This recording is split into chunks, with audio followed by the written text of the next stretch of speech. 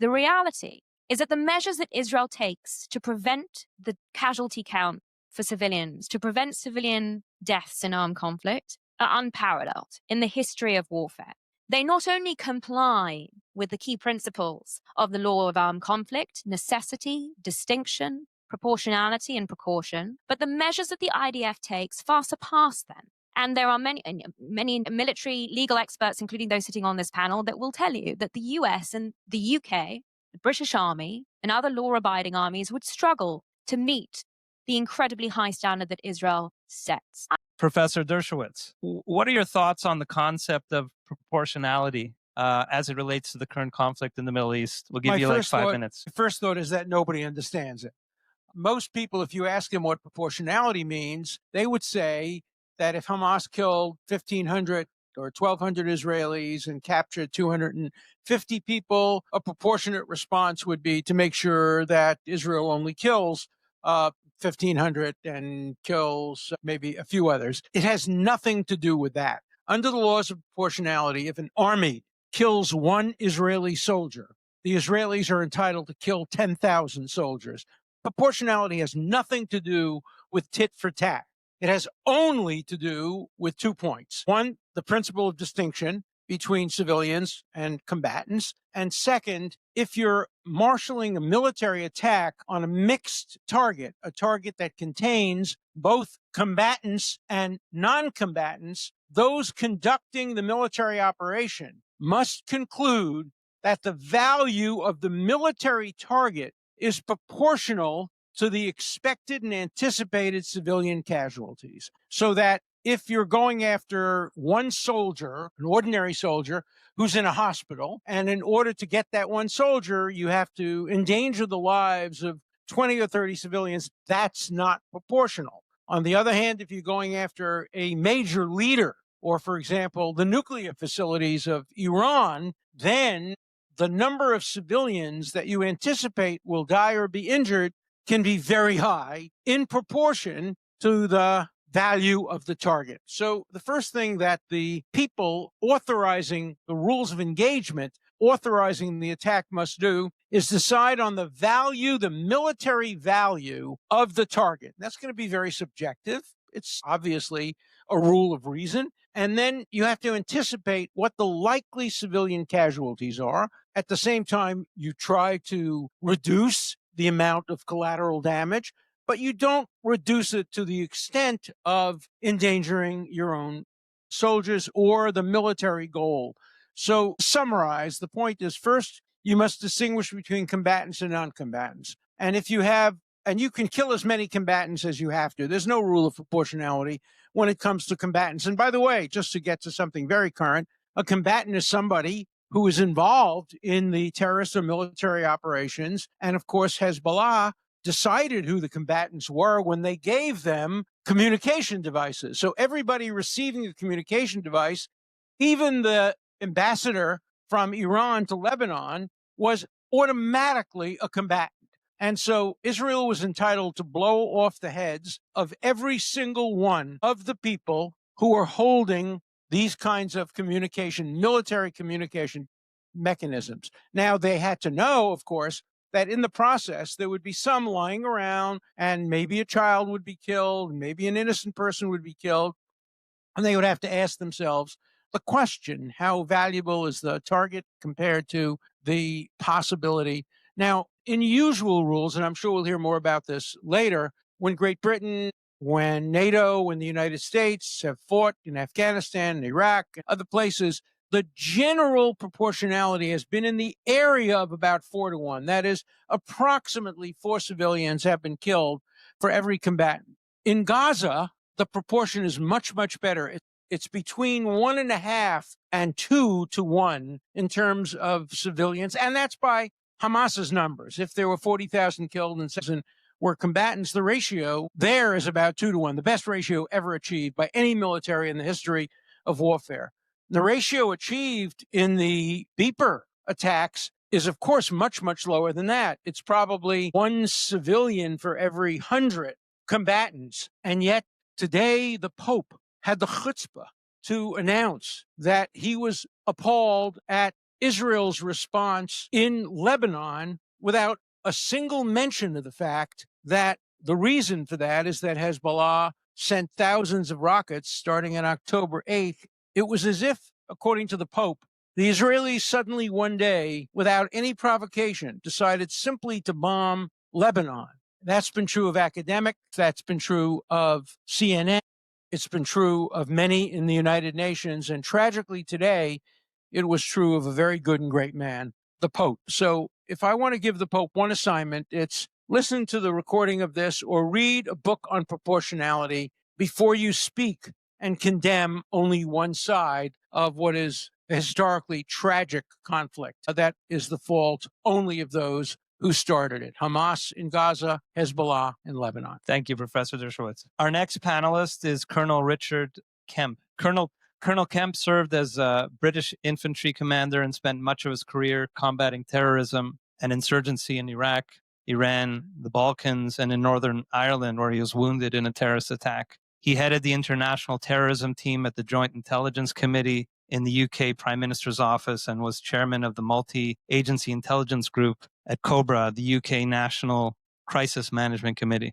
Colonel Kemp is an expert on Hamas and Hezbollah, and he has been present in Israel since the war began in October 2023. He spent much time at the Gaza border, and he has made numerous visits to the Lebanese border and Judea and Samaria. So, Colonel Kemp, please briefly share your perspective on this current conflict. Yeah, I think I'm afraid to say that in the war that we've seen many, many examples of disproportionality, too many that I can possibly mention now. And it's really a tragedy. And the disproportionality is the disproportionate attacks against Israel around the world.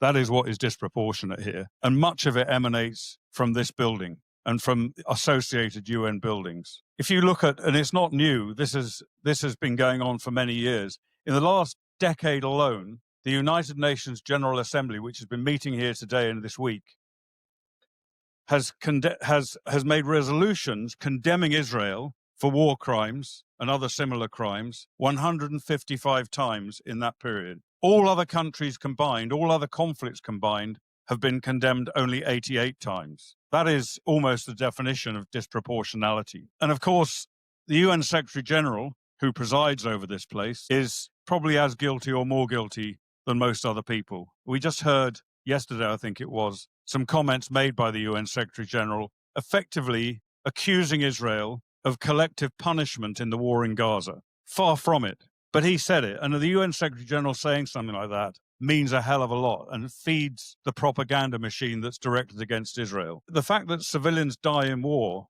is a great tragedy, but it happens in every war. And it does not mean that the country that's imposing those casualties is carrying out collective punishment. He went on to imply in his speech that we were about to see the same kind of problem in Lebanon.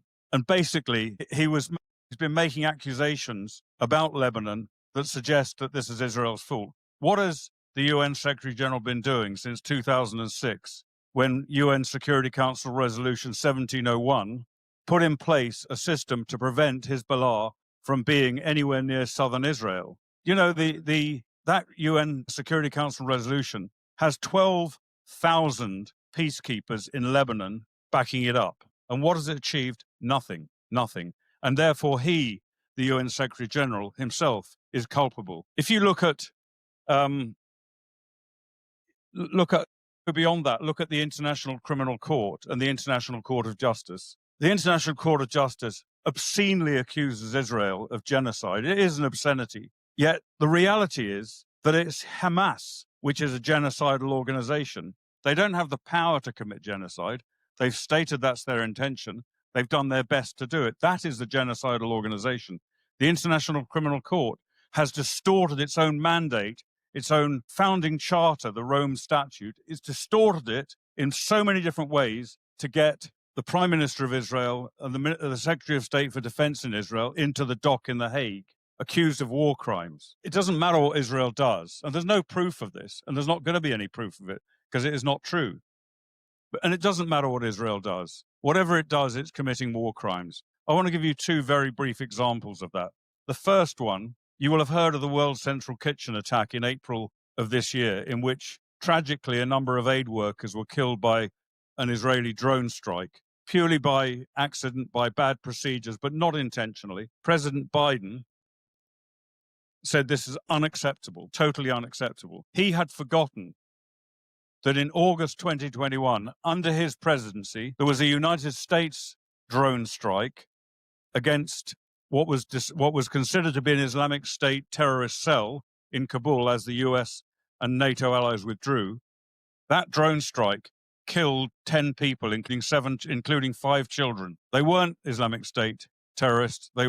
Most of them were aid workers. And the situation came about in a very similar way to the World Central Kitchen by misidentification by the US of a vehicle. So that wasn't unacceptable, and nobody was prosecuted for that. And in my view, quite rightly, it was a tragic mistake in war. The second example I want to give you, Professor Dershowitz mentioned the Pope had the chutzpah to accuse Israel. Another person who had the chutzpah was Leon Panetta, the former Secretary of State and CIA director, who said that those pager and radio explosive-laden devices was terrorism. Leon Panetta, very prominent figure in the United States. He'd forgotten that when he was the director of the CIA and the Secretary of State for Defense after that under President Obama, he presided over a massive drone strike campaign in Pakistan, which killed many terrorists, quite rightly, but also, unfortunately, killed many civilians. This is why we have the double standard we face. And the reality is,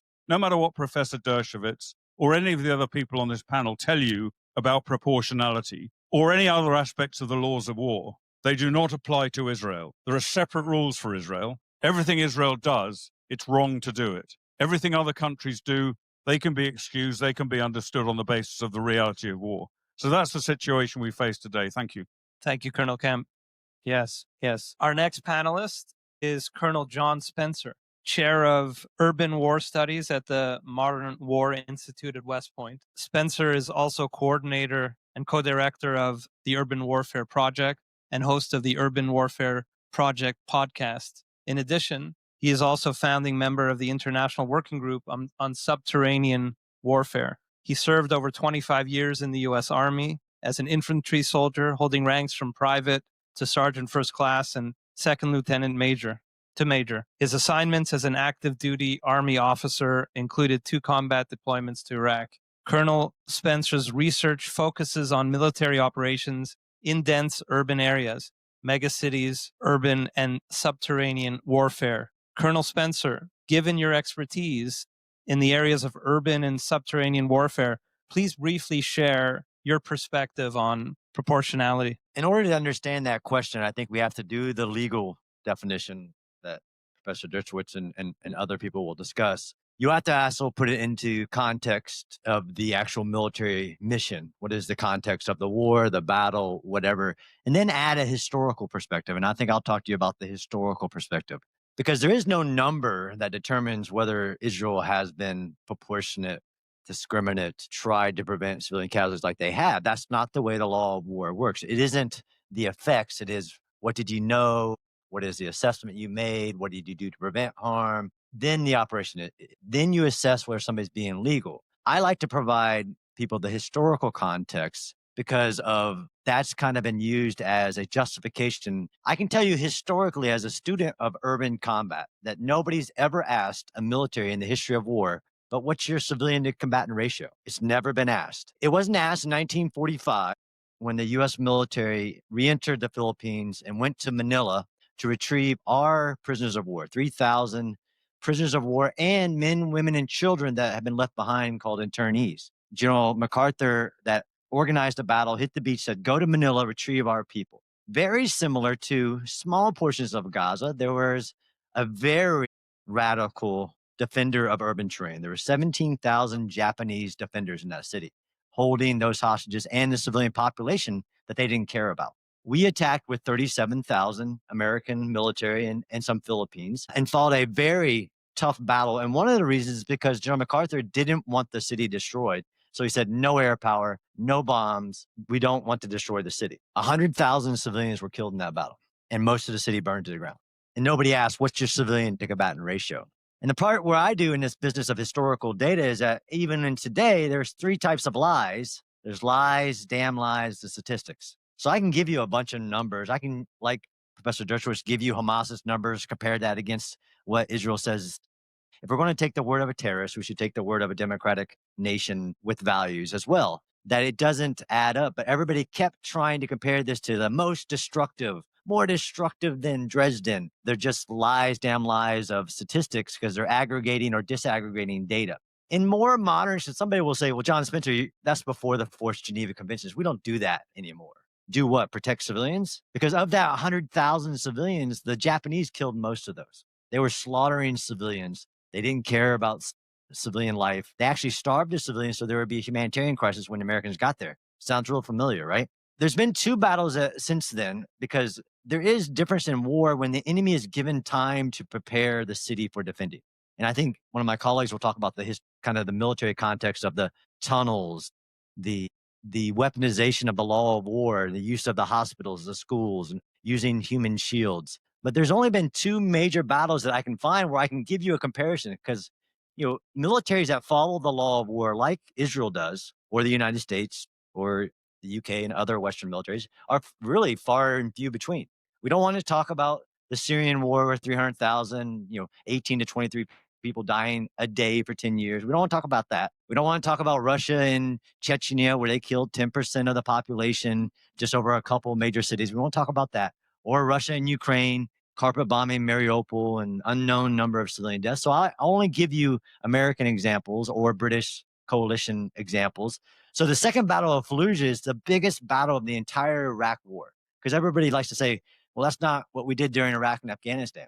It's the second biggest, it is the biggest battle of the entire Iraq war. And why? There's only 3,000 enemy because they were given 6 months to defend it. And most of the city was destroyed to take it back from 3,000.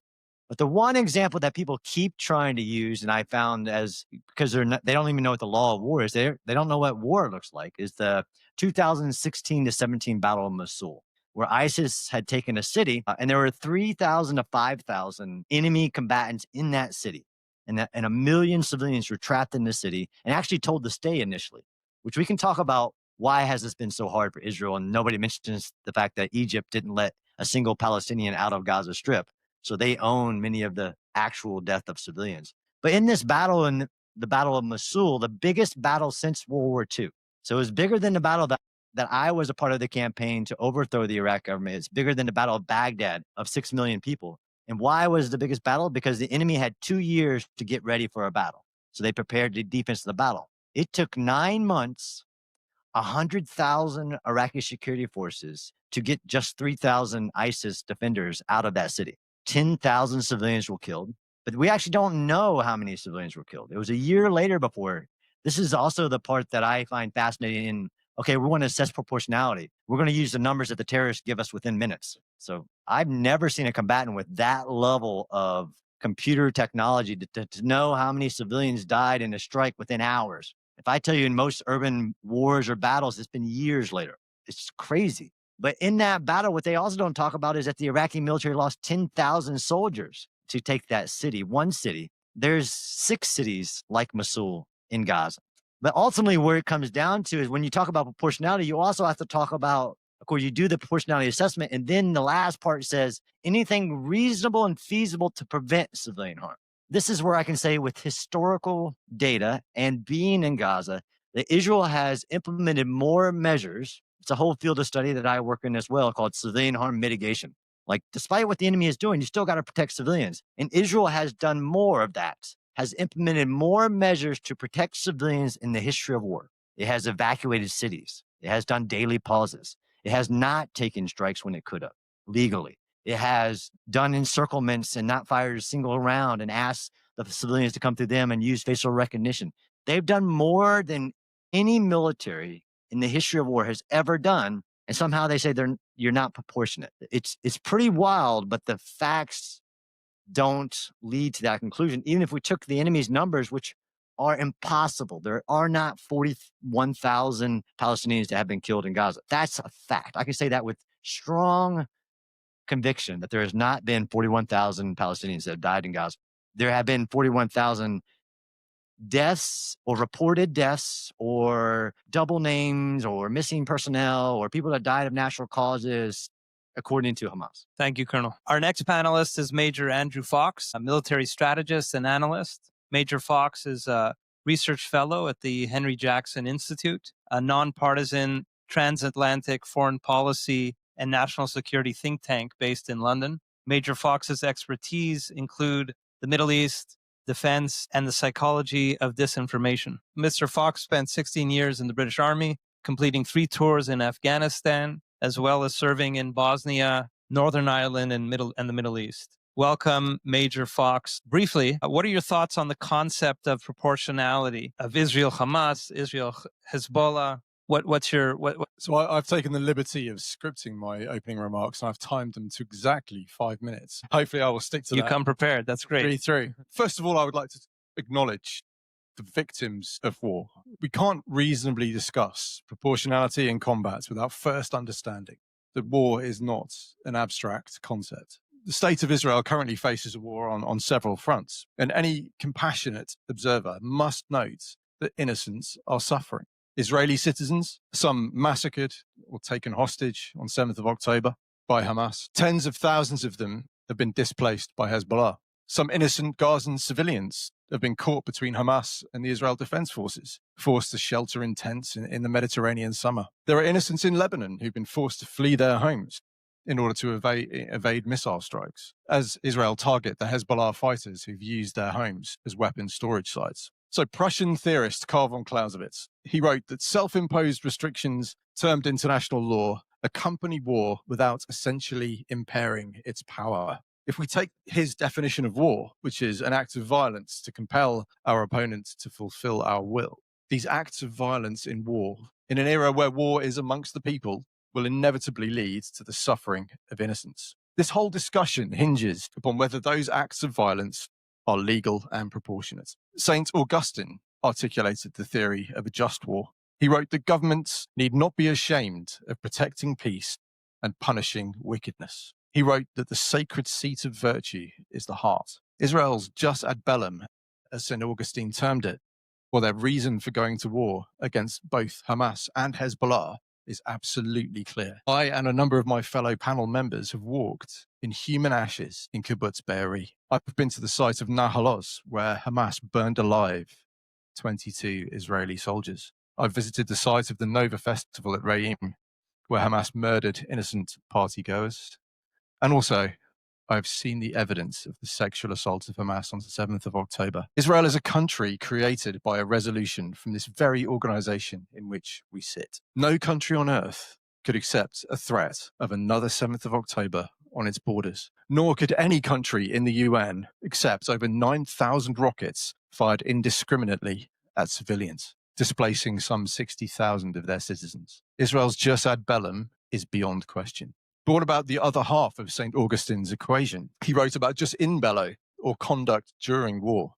And if we return to Clausewitz, he wrote, the coarseness of war's elements excites repugnance. And I can tell you from first-hand experience that war is repugnant. However, we cannot assess a war based on those feelings of repugnance. Never in history has a war been fought that has not included visceral and bloody death, extreme violence, the suffering of civilians. It is not, however, the death that is to be used as the vehicle for our assessment of any conflict. Under international law, what matters is the manner and the legal justification for that death. I've spent significant weeks with the IDF. I've been to Israel 3 times since 7th of October. I've examined their targeting processes, their rules of engagement, and their design for the wars they're currently fighting. I'm entirely satisfied that their processes and procedures match, or in some cases exceed, those of Western armies in terms of satisfying their international legal obligations. That said, it's inevitable that when young men and women are trained to be violent and are placed in the most horrific of settings, as war is, some will break those laws. It happened at Abu Ghraib in Iraq, Camp Breadbasket, Fallujah, Yusufia, all of them in Iraq. And it happened with the Australian Special Air Service Regiment in Afghanistan and possibly the British SAS as well, and that's an investigation currently ongoing. What matters, though, is how those breaches of the law are dealt with. Since last October, the IDF has launched 74 criminal investigations into the conduct of IDF soldiers. This is a tiny, tiny percentage of the 300,000 IDF soldiers who've served in Gaza. I've also examined the IDF's legal mechanisms, and I'm convinced, absolutely convinced, that they are correctly holding their soldiers to account. And this is what moral armies do. War is repugnant. Proportionality can only be assessed through an objective lens. Is the war just? And is conduct during the war just? And even while innocents suffer, as they always do in every war, I'm convinced that Israel meets both those criteria. Thank you. Thank you. Thank you, Major Fox. Our next panelist is Barrister Natasha Hausdorff, Director, UK Lawyers for Israel. Ms. Hausdorff is an expert commentator on international law, including the law of armed conflict, foreign affairs, and national security policy. She holds law degrees from Oxford and Tel Aviv universities and was a fellow in the National Security Law program at Columbia Law School in New York. Ms. Hausdorff previously worked for the prestigious American law firm Skadden Arps in London and Brussels. She also clerked for the president of the Israeli Supreme Court, Chief Justice Miriam Naor, in Jerusalem, and she serves as legal director of the UK Lawyers for Israel Charitable Trust. Welcome, Barrister Hausdorff. What do the laws of armed conflict tell us about this current situation? Well, thank you very much. I think when we're looking at the concept of proportionality in the laws of armed conflict, one would be hard-pressed to find an aspect of international law that has been more resoundingly misrepresented in the history of international law. And everything my fellow panelists have already said should give you a strong flavor of how that has potentially come about. I think it's extremely appropriate that we are here having this discussion in this building, because here is unfortunately, one of the epicenters, combined with the international media and diplomatic discourse, of the misrepresentations on proportionalities. Professor Dershowitz has outlined it is not a case of comparing casualty figures. That would be macabre. It also, unfortunately, serves to encourage Hamas in seeking to drive up the civilian casualty count as much as possible. And Colonel Spencer has referred to inflating it in many respects. And there are a number of studies that have determined that and revealed it. But there is something, I think, much deeper at work here in terms of the misrepresentations of the laws of armed conflict. And I recall very early, already in October, John Kirby, the National Security Council spokesman, himself a military man, indicating that according to his perspective, the only number of acceptable civilian casualties in this conflict, in Israel's war in Gaza against Hamas, was 0. Now, that is preposterous. There is no armed conflict in which any law-abiding military can ensure 0 civilian casualties. And when one takes into account the challenges that Israel has been facing on the ground in Gaza, faced with a terror infrastructure that has been embedded in civilian homes and in every mosque, school, and hospital over 16 years of Hamas control of the Gaza Strip, it is something that I, together with Colonel Richard Kemp and Major Andrew Fox, had the opportunity to view for ourselves on the ground in Gaza only a couple of weeks ago, both in Rafah and along the Philadelphia corridor, where we viewed the tunnels between the border of Egypt and Gaza that had supplied Hamas and that had enabled it to build that infrastructure. So that is the context in which Israel is fighting this war. And of course, it's the context in which the rules of international law are being so badly misrepresented. I consider that to be a problem not just for Israel, but for every law-abiding state, because it is shifting the goalposts into the unachievable. John Kirby's 0 civilian casualties. The reality is that the measures that Israel takes to prevent the casualty count for civilians, to prevent civilian deaths in armed conflict, are unparalleled in the history of warfare. They not only comply with the key principles of the law of armed conflict, necessity, distinction, proportionality, and precaution, but the measures that the IDF takes far surpass them. And there are many military legal experts, including those sitting on this panel, that will tell you that the US and the UK, the British Army, and other law-abiding armies would struggle to meet the incredibly high standard that Israel sets. I believe that comes not just out of the Military Advocate General Corps' role within the IDF, which is also unparalleled, the military lawyers that go through target lists and conduct that proportionality analysis on a strike-by-strike basis, that are embedded within every unit and that sit outside of the military chain of command They are answerable to the Attorney General in Israel so that they can tell more senior officers yes or no with respect to individual strikes based on their proportionality analysis. It's not just because of the unprecedented role that lawyers have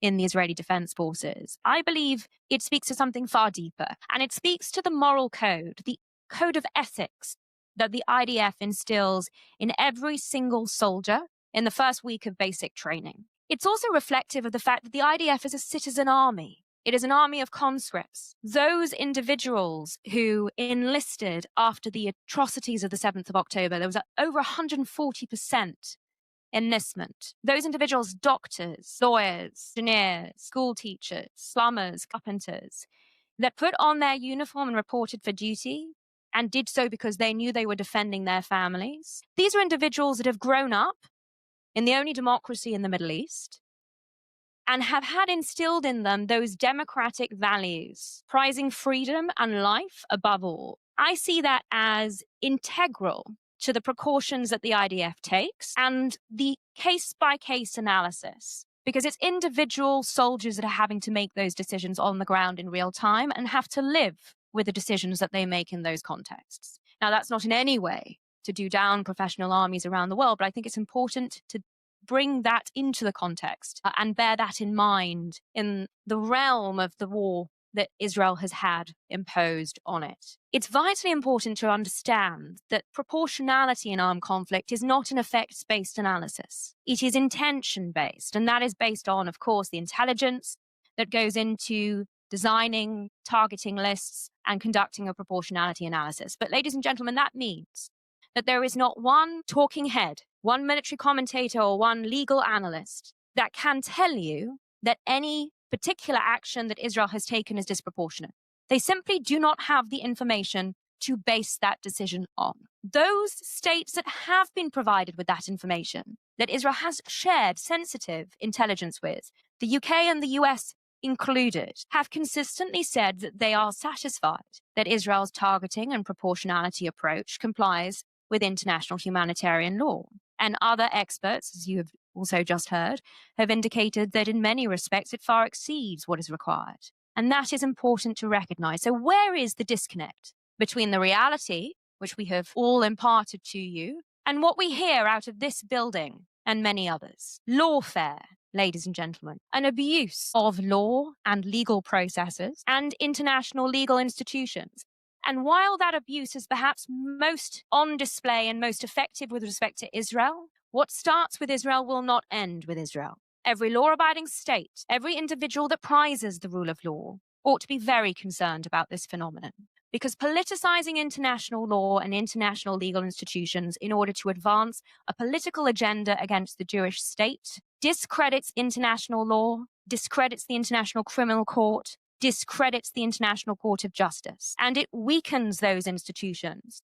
Should we ever seek to use them against the real abusers of international law and human rights, the real war criminals? That is why this panel is so significant. That is why every representative here at the United Nations ought to be in this room, listening to the real experts, those with experience on the ground, and those with decades of experience in the legal arena. And I'm very grateful for the invitation. Thank you, Barrister Hausdorff. Fantastic. I would now like to ask panel members some specific questions, and the other panelists are welcome to jump in. I'll begin with Professor Dershowitz. We've been talking about this institution and the World Court, etc. And I know that you've been critical of the World Court taking up South Africa's attempt to label Israel's actions as a genocide. But this brings up a broader issue to me, and that is who, if anyone, should act as an impartial arbiter in conflicts like these? And can we realistically expect any external body to regulate these things? And if not, is self-regulation the only option that we have? And one other thing I'd layer on top of this is that Israel, of course, has been defending its adherence to proportionality, but is not necessarily doing that well in the court of public opinion. So I wonder what your take is on this dynamic.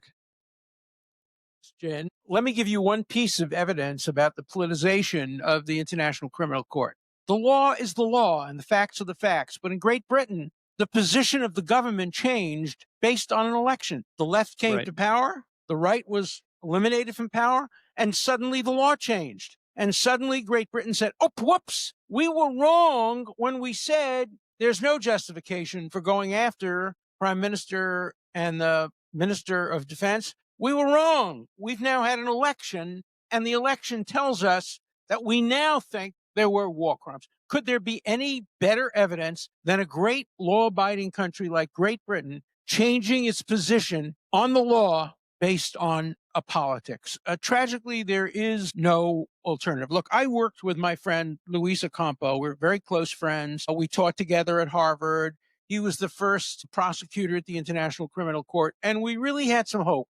I actually asked the United States to join the court, and the United States was actually, Israel was actually thinking of joining the court, but when the United States refused to, Israel didn't. And I worked with Ocampo on the Rome Statute. And the Rome Statute, of course, has the most important aspect that any international court can have, complementarity. And that is, it's a secondary court. It's a court that says we will trust the judiciary and the legal system of every country, like Israel, like the United States, to do their own evaluation. We will only step in as a secondary court if they are unable or incapable or unwilling to exercise a jurisdiction. And of course, there's the Israel exception. No country is better able. You know, there's a joke they tell in Israel. When Israel ordered a new F-25 and they went to the United States and they said, we need 3 cockpits. And they, 3? Yeah. One for the pilot, one for the navigator, and one for the lawyer. And, you know, Israel, I actually sat in on an event in Israel where they were targeting a terrorist that was called off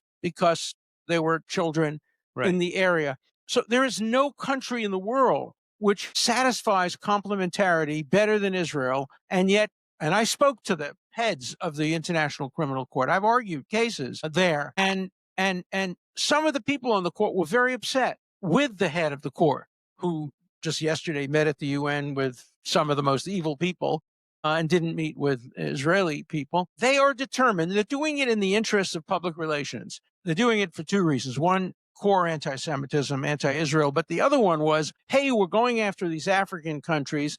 Let's go after some white, Western democracy as well. Well, why not Israel? We're not going to get any pushback on that. So I think the International Criminal Court has failed, tragically, because it's a real court. The International Court of Justice is not a real court.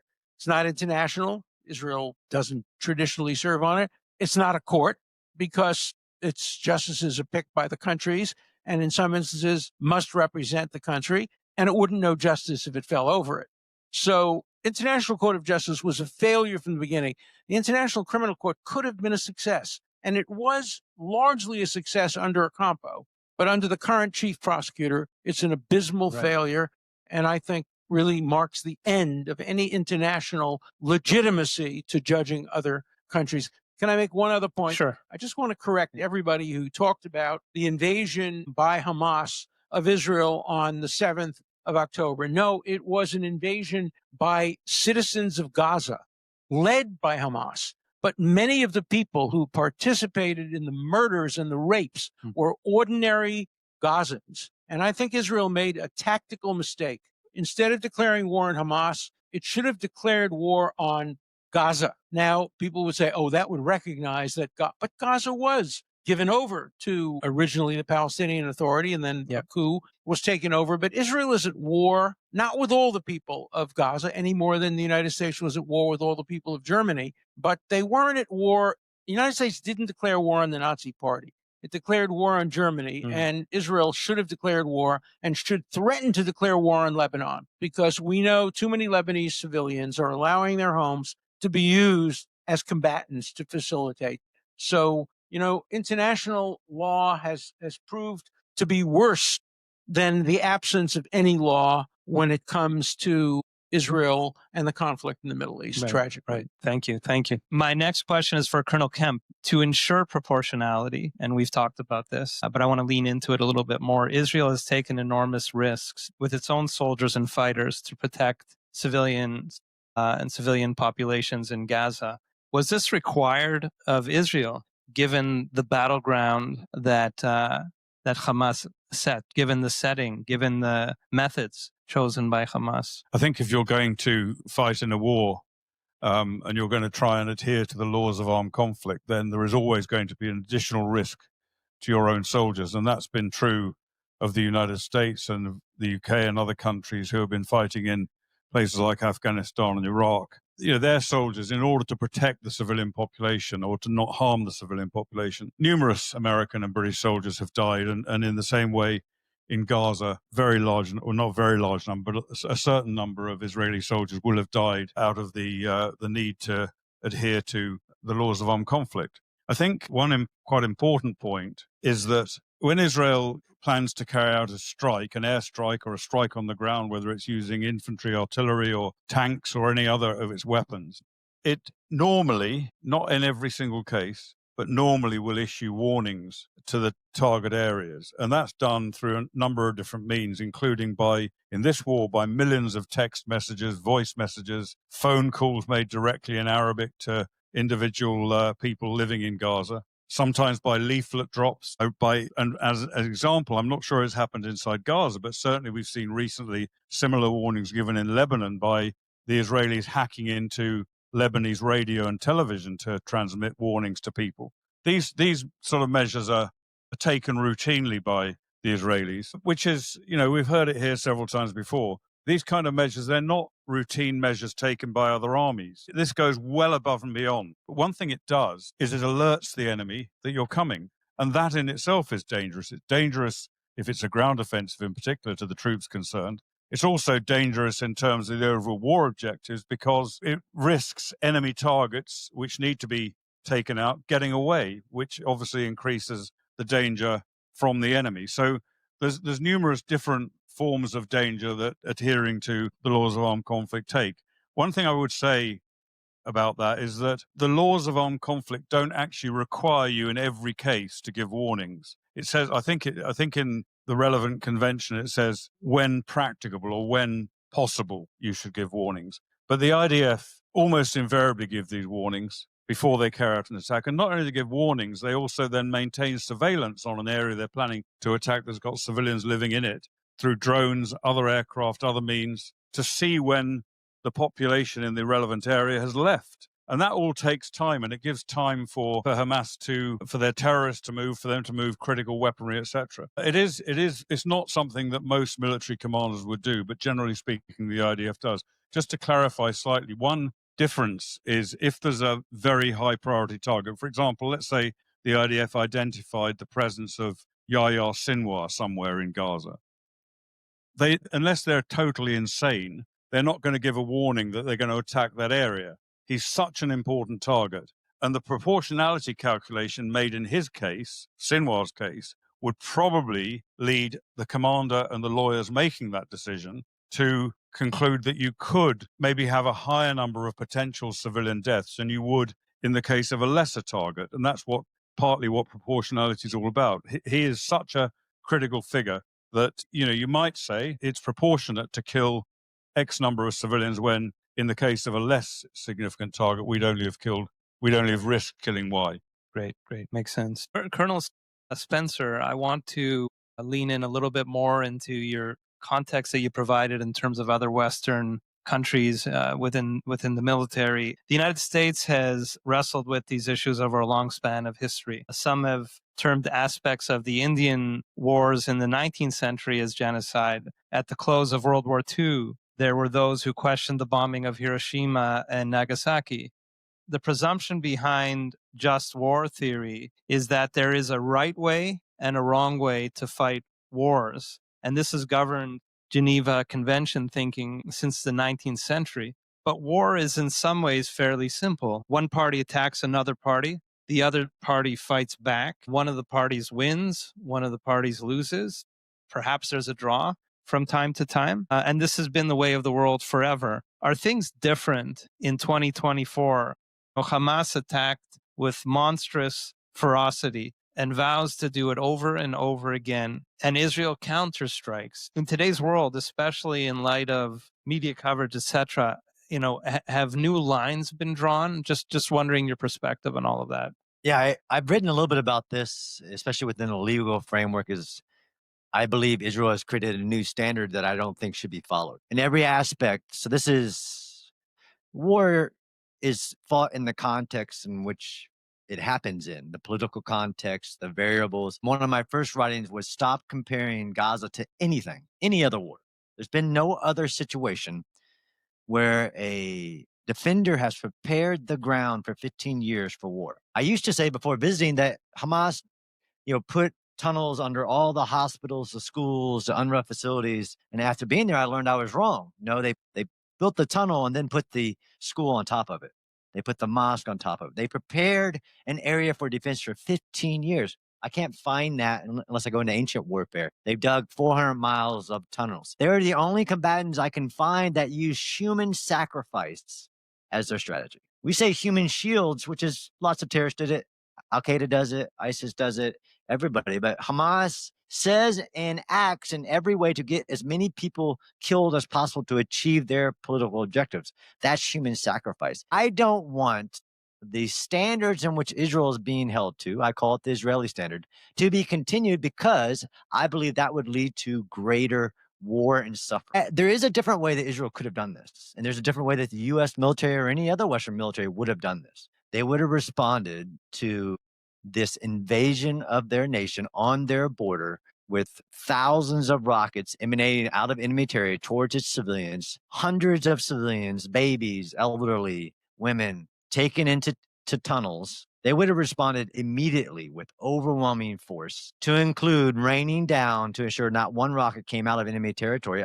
That's not conjecture, that's fact. I can give you all the numbers of how many forces would we attack when an urban defender has 15-1 advantage over you. We wouldn't match. Israel attacked with 4 divisions against 40,000, just Hamas. And as Professor Dershowitz says, inside of Gaza, there are lots of other people who turned themselves into combatant by attacking the IDF, crossing into Israel, doing vile things. Palestinian Islamic Jihad, Lion's Den, regular civilians. I don't want this standard being viewed in any way, even the evacuation of cities before attack. This is the hard part in just war theory that you have to acknowledge, is that through the pursuit of putting limits on the brutality of war, which is a good thing, but through the pursuit of what we think is possible.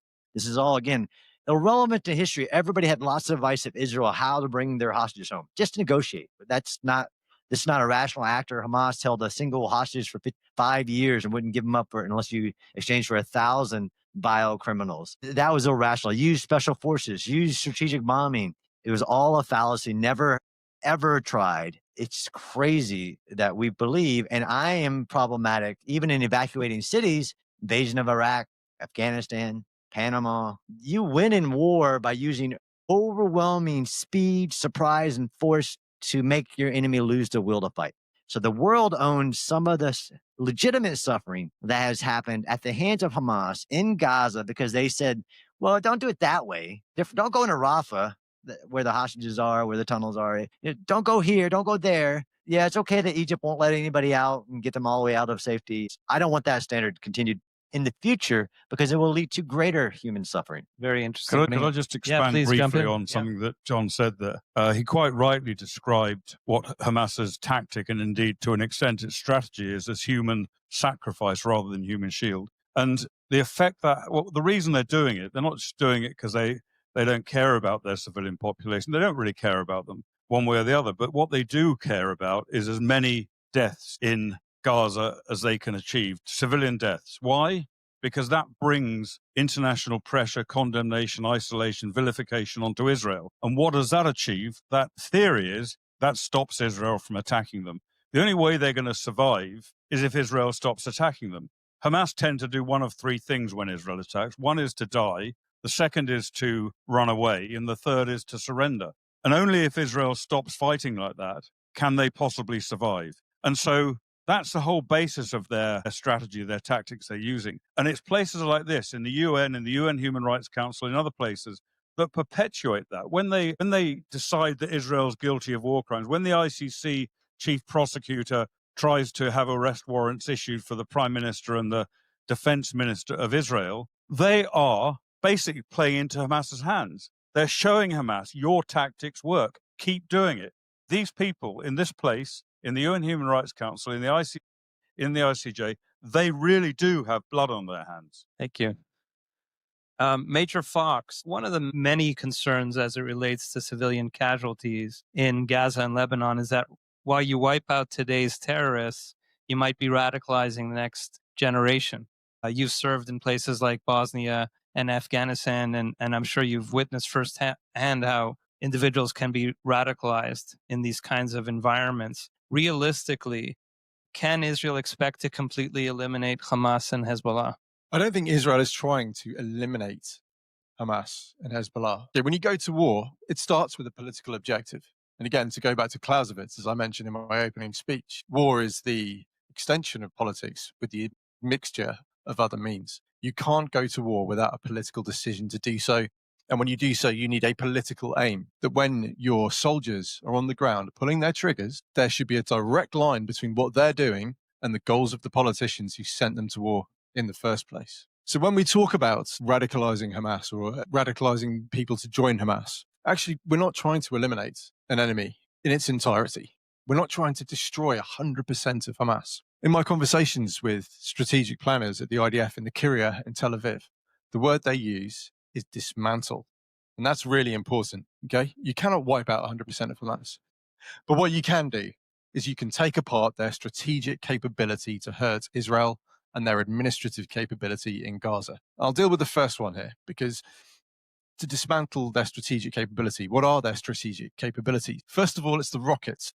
It's the manufacture of rockets to attack Israel. It's the firing of rockets at Israel using the tunnels and using people's houses and people's homes to give them that protection that they think international humanitarian law gives them, because places like the UN are happy to suspend international law in order to condemn Israel.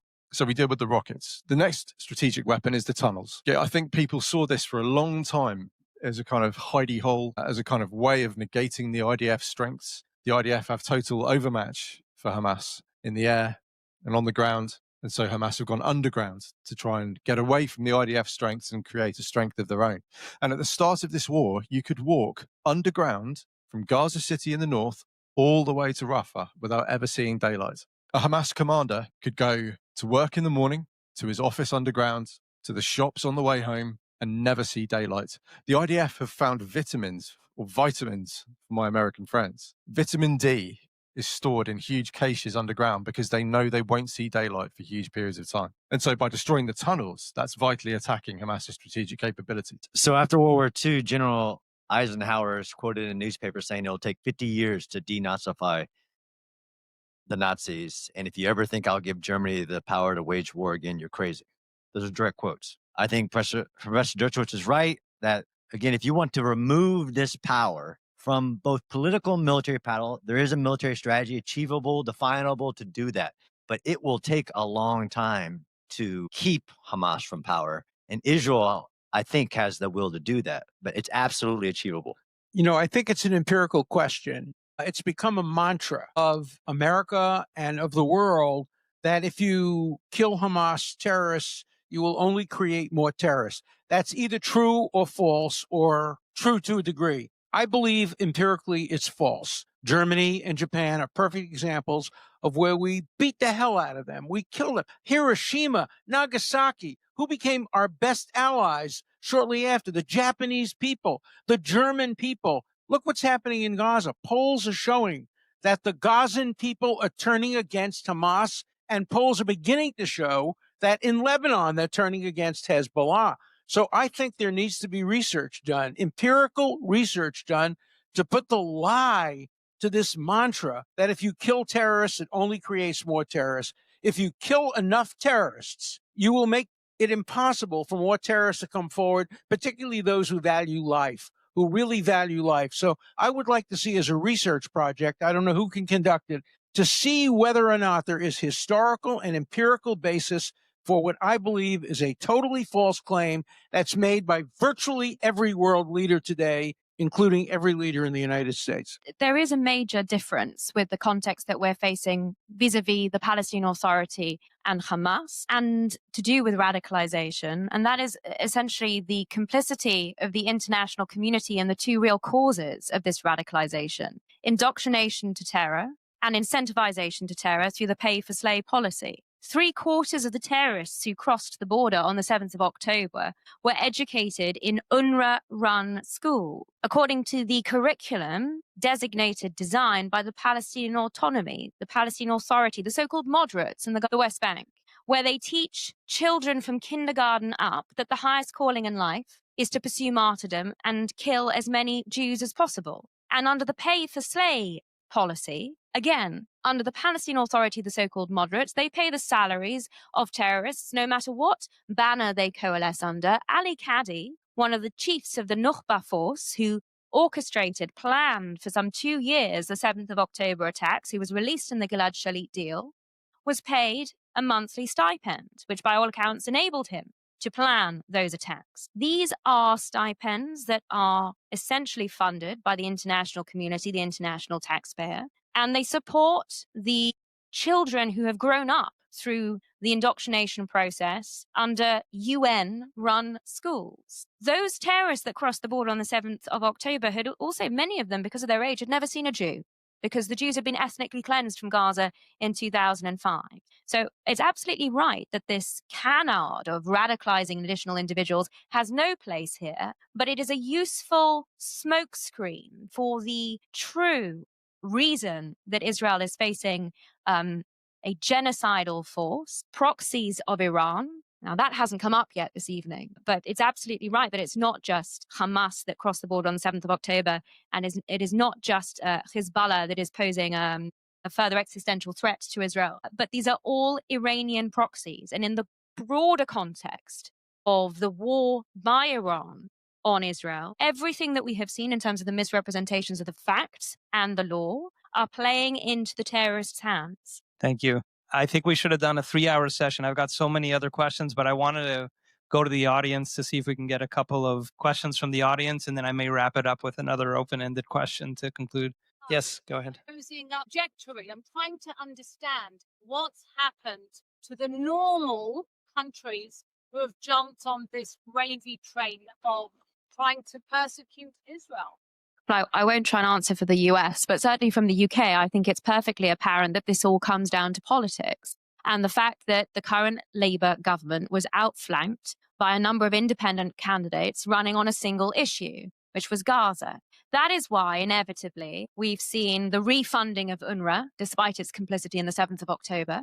That is why we saw the complete U-turn that Professor Dershowitz referenced with respect to the ICC. This is a court that does not have jurisdiction over Israel. Not only are there problems with the Rome Statute, and I'm afraid the way that it was drafted to seek to criminalize inter alia the presence of Jews in Judea and Samaria, I think that's a key reason neither the US nor Israel joined it. But critically, this is a court that can only have jurisdiction through those that sign up to the Rome Statute. And the reason I believe that the UK was desirous of making a submission, raising its concerns, is because every law-abiding state should be very concerned if an international court that is governed by a statute starts to act out with its proper jurisdiction. It's no longer an international court. It's a political body that starts to pose a serious danger. And then the last example we've seen of politics playing a significant role here is this unlawful decision to embargo 30 arms licenses to prevent the UK providing those arms, UK supplies, to Israel. This was ostensibly made on the basis of concerns that the UK government had with respect to detention and with respect to aid, both as matters of public record, the statistics that COGAT puts out, and also the fact that the International Committee of the Red Cross does not have a basis for access to those detained who are not lawful combatants. Those matters aside, the key issue here is that the UK hasn't raised any concern about Israel's targeting or proportionality analysis about the use of the very arms that it has proposed to embargo. So given the unlawfulness of that decision, given the inexplicable U-turn that we've seen, I think the only answer, at least as far as the UK is concerned, is that there is a significant contingent of the population that has been utterly misled by the media coverage, in particular over the last 12 months.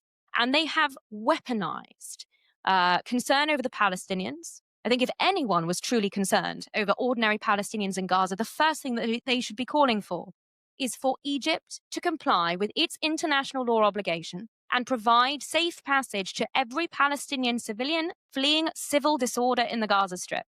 That is its obligation under the African Union Convention on Refugees, which it acceded to in 1980.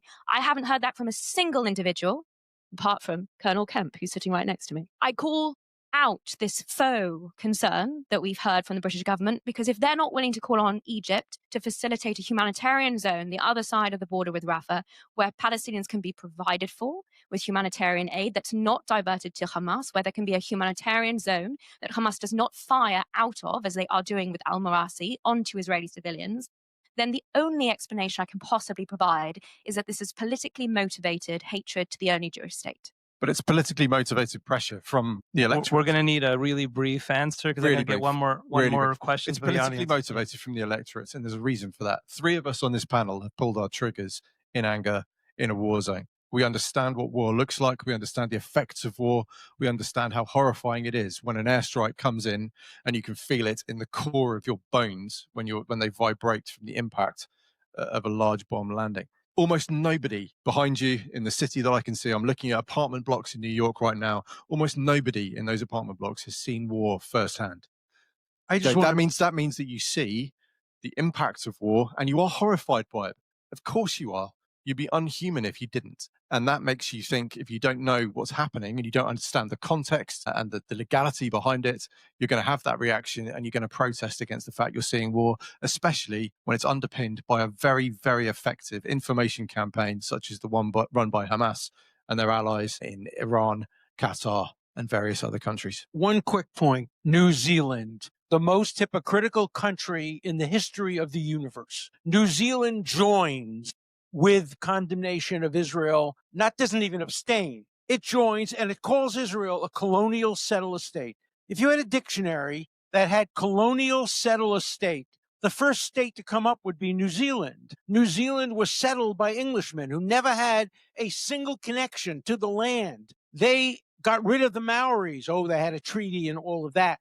But the hypocrisy of New Zealand in voting against Israel, the hypocrisy of Ukraine abstaining, the hypocrisy of Canada abstaining. You cannot understand this without understanding that Israel is the Jew among the nations and is subject to international double standard anti-Semitism and hypocrisy. Maybe that's the next and final question. I'll just add on your question: ignorance and laziness. I've argued against, in these halls and in Vienna, against something called explosive weapons in populated areas, which translated into withholding 2,000-pound bombs from Israel, because how could they ever be used in a densely populated area? Because that initiative meant banning all bombs, missiles, mortars, anything that falls from the sky in urban combat. That initiative, I argued historically, would drive all combat into urban areas. It would create more Hamases. What you mean? I can dig a tunnel under a building and you don't have munitions that could reach me because a 2,000-pound bomb goes 16 meters underground, not very far. That's ignorance to where that initiative came from and got translated into political talk. And the other one is laziness. Like I've told some governments, do your homework, go there and see it yourself. In closing, any final brief comment from you, Colonel? Yeah, I'll try and be brief. I know this is not the briefest of panels, but I just want to say 2 things, really. One is, this is an extremely important event, because this sort of discussion, this sort of conversation does not happen in the United Nations. And I think I'd like to congratulate Yulia and the others involved in making sure this event happens. Thank you, Yulia. And also thank you to all of you for coming and being part of what I think is an important event. The second thing I want to say, or the final thing I want to say, is that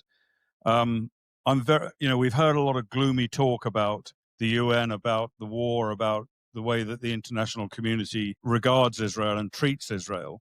But I would just say a couple of things. One is that the recent polling I've seen suggests that 80%, around 80, maybe 70, 80% of Americans support Israel.